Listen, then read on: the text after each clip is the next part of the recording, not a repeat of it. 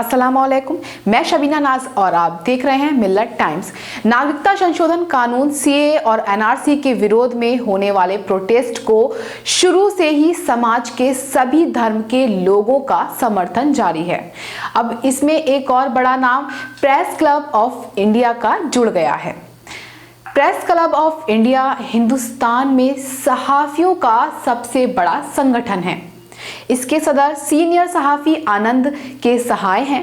पिछले दिनों वो तुर्कमान गेट पहुंचे, जहां सीए के खिलाफ प्रोटेस्ट 2 महीने से चल रहा है। प्रेस क्लब के सदर आनंद के सहाय ने अपना यहां भाषण दिया। हम आपको यहां उनका पूरा भाषण सुना रहे हैं, लेकिन उससे पहले एक और वाकया बताना जरूरी है। आनंद के सहाय की जैसे ही स्पीच पूरी हुई, एक बुर्कापोश खातून उनके पास आई और बोली, मैं आपसे हैंडशेक करना चाहती हूँ। आपके आने से मुझे हौसला मिला है और ये एहसास हुआ है कि हम तन्हा नहीं हैं। उस औरत ने यह भी कहा कि आज मैं पहली दफा किसी मर्द से हैंडशेक कर रही हूँ। तुर्कमान गेट के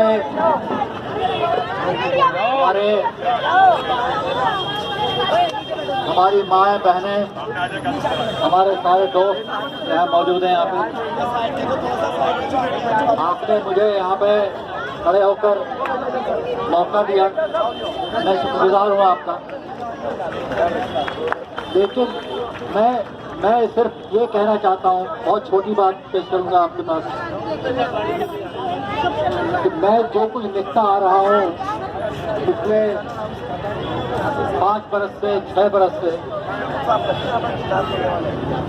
वो आपके मन में वही बात उठ रही जो मेरे मन में उठ रही। और 6 बरस से सिर्फ इन्हीं बातों को, जिस बात को लेके हम लोग आए इकट्ठा हुए हैं यहाँ पे, इस बात की बुनियाद पिछले 2 महीने से नहीं है। इस बात की बुनियाद पिछले 2 महीने से नहीं है, जबकि हमारे शहर में, दिल्ली में, जामिया में, शाहीन बाग में, यहाँ और तमाम पता नहीं और कितने जगहों में, और इसी तर्ज पर पूरे हिंदुस्तान में ये आवाज़ जो फैलाई है, आपकी बुलंद आवाज़ जो गई है, उसकी वजह एक है, और उसको हम देख रहे हैं पिछले 6 बरस से। वो बुनियाद वो डाल रहे थे, वो अपना पैगाम उन्होंने देना शुरू करा 6 बरस पहले। हमारी कानों में वो आज सुनाई दे रहा है।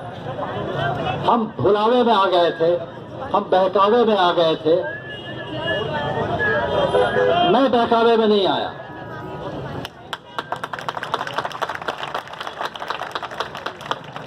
जाती तौर पे मैं बहकावे में नहीं आया। 6 बरस से एक मजमून मेरा, अब वो पूरी एक किताब की शक्ल में छप चुका है हाल में। उनमें यही बातें हैं, ये सीएए और एनआरसी और एनपीआर, ये तो महज वो हैं, अल्फाज हैं। इसके पीछे जो सोच है, जो खौफनाक सोच है, आज से 70 साल पहले जब हमारा मुल्क आजाद हुआ, उस आजादी के लिए जो बीज बोई गई थी, उस बीज से जो पौध खड़ा हुआ, उसको उखाड़ करके, तोड़ करके एक पूरे नए तरीके से, नए सिरे से वो कुछ और खड़ा करना चाह रहे हैं। और वो कौन है, हम सबको मालूम है। इसमें किसी एक या 2 लोग नहीं हैं जो हमारे सामने आज बड़े बड़े ओहदों पर हैं, जिसको हमने भुलावे में आके वहां पे खड़ा कर दिया। खाली वो नहीं है, वो सारी कुव्वतें जिन्होंने गांधी के मुखालिफ बने पहले, और फिर उन्हीं में से एक तबका निकल के उसने गांधी को गोली मारी। ये वही लोग हैं। ये सीए जो है, सीए, इसको कानून कहना लानत है। कानून तो ये हो ही नहीं सकता।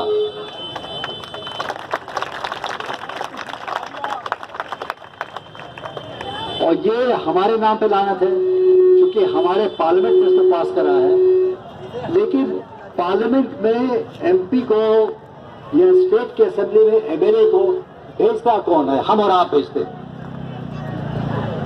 आज हमारी महिलाओं ने, ख्वातीन ने, यहाँ पे जितनी तमाम पूरे देश में इकट्ठा हुई है, इन्होंने ये साबित कर दिया है, इतना बड़ा मूवमेंट मेरी उम्र में काफी हो चुकी है, इतना बड़ा मूवमेंट, इतने बड़े पैमाने पर फैला मूवमेंट, और हमारे देश की औरतें चला रही है इतना बड़ा गांधी मूवमेंट। ये आप जो करें इसको सत्याग्रह कहते हैं।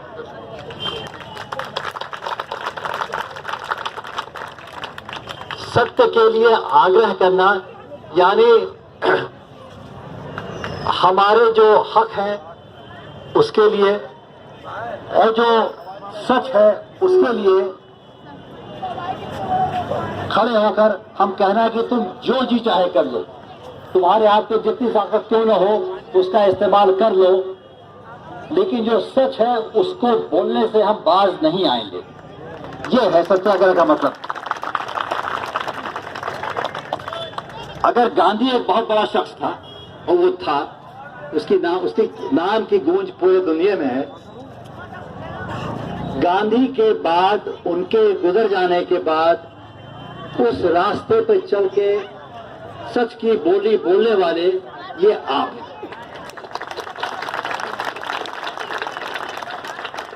और मेरे दिल में तो जरा भी इस बात का संदेह नहीं है, ये उसको भी जो भी नाम दे दे, सीए और एनआरसी वगैरह वगैरह, ये चलने वाला मामला नहीं है, ये चलने वाला नहीं है।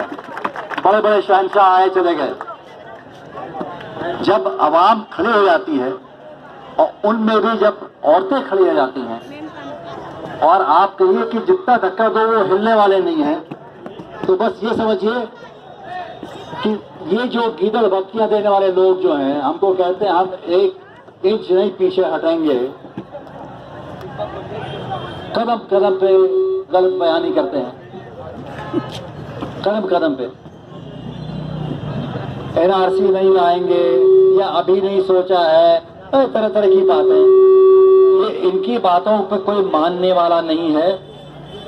और मुझे ये कहते बहुत ही बुरा लग रहा है कि हमारे देश की जो मीडिया है, हमारे देश की जो मीडिया है, मीडिया का एक बहुत बड़ा तबका, एक बहुत बड़ा तबका, और खास तौर से वो टेलीविजन वाला जिसको आप और हम सब देखते हैं, मैंने तो देखना बंद कर दिया, उस आग में नमक छिड़कने की बात करते रहे हैं। और अब जाके लोगों को बात समझ में आने लगी है। आप ये मत समझिए कि यहाँ मुसलमान ज्यादा बैठे हैं तो ये मुसलमानों का मामला है, वो नहीं है, ये मुसलमानों का मामला नहीं है, ये इस देश का मामला है। अभी नंदिता राव जी समझा रही थी हमें, बिल्कुल दुरुस्त बात थी वो। कोई भी आदमी दुनिया में कहीं का भी रहने वाला हो, वो अगर रिफ्यूजी बन के आ रहा है यहाँ पे, चाहे उसकी परेशानी जहाँ का रहने वाला था वहाँ कोई भी परेशानी उसकी हो, उसको हम यहाँ बना देने के लिए हमारे पास कानून था। ये सब करने की कोई जरूरत थी ही नहीं।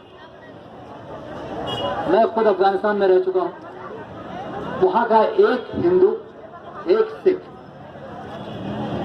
वो कोई यहाँ आने की तबीयत नहीं रखता, यहाँ आने की मंशा किसी की नहीं है। जहाँ वो खुश हैं और महफूज हैं, उनको वहां कोई परेशानी नहीं है।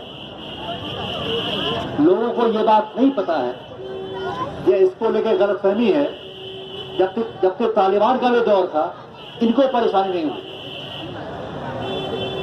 तालिबान का जब निजाम था वहां पे, तो वहां के जो मेजॉरिटी वाले हैं, जो मुसलमान हैं वहां पे, उनको दिक्कतें हुई। किसी हिंदू या सिख को दिक्कत वहां नहीं हुई। एक अफगान हिंदू, एक अफगान सिख, वो बड़े फख्र कहता है हम अफगान हैं, और यहाँ आने की कोई वो नहीं रखता। किसी के बंदे किसी की तो वो तबीयत नहीं है। तो झूठ मूठ का आप अफगानिस्तान की बात कर रहे हैं, क्यों कर रहे हैं? अब आप बाकी जो दो देश हैं उनका नाम ले रहे हैं, आप बांग्लादेश का नाम लेते हैं, आप पाकिस्तान का नाम लेते हैं। पाकिस्तान में तो ये तो लिखा है कि जो मुस्लिम नहीं है उसके हमारी पॉलिसी कुछ और है, उसको लेकर नहीं है। और जो वारदातें होती रहती हैं वहां भी होती हैं, बांग्लादेश में भी होती हैं, हमारे यहाँ से 10 गुना होती हैं। जो वारदातें होती हैं इस देश में ऑफिशियल पॉलिसी नहीं है कि जो गैर हिंदू हो उसको सताओ, ये ऑफिशियल पॉलिसी नहीं है, लेकिन होता है। दूसरे देशों में भी होता है, अमेरिका में होता है, यूरोप में होता है। तो आप हमारा 2-3 जगहों का नाम लेके आप एक माहौल खड़ा करना चाह रहे हैं, इसका ना तो पाकिस्तानियों से कोई लेना देना है, ना बांग्लादेशियों से, ना अफगानिस्तान के लोगों से। यहाँ आप ये समझ रहे हैं कि मेजॉरिटी हिंदुओं की है, तो वो हिंदू जो है खुश हो रहा है इन बातों को सुन के और हमारा पीठ पत्थर आएगा। अगर आपको हमने वोट देकर भेजा है ऊपर, तो ये सब करीब नहीं भेजा था। आप तो बड़ी बड़ी बातें करते थे, उसका साथ, उसका विश्वास, ये सब करके आप आए थे, वरना वोट पड़ते हैं आपको? ये नहीं पड़ते। इनका पूरा मकसद, इनका पूरा एजेंडा आज से नहीं, यही मंसूबा लेके आए थे, हमने नहीं पहचाना। भूल हमसे हुई, अपने पैरों पर कुल्हाड़ी हमने मारी। अब जो है उससे निजात के लिए हमें खुद आके खड़ा है रखना है या बैठना है, जैसे आप लोग बैठे हैं। और फिर ये जो आप नींव डाल रहे हैं, ये जो बुनियाद डाल रहे हैं आप, इसको कोई नहीं है। बस यही बात कह के मैं ये बात पूरी कर। बहुत बहुत शुक्रिया आपका। थैंक यू सर, आपका हमारे बीच में इतनी खामोशी से बैठे रहना ये बहुत बड़े हमारे लिए बहुत फख्र की बात है। मेरे साथ फिलहाल इतना ही। ताज़ा तरीन खबरों के लिए आप देखते रहिए मिलत टाइम्स। अल्लाह हाफिज।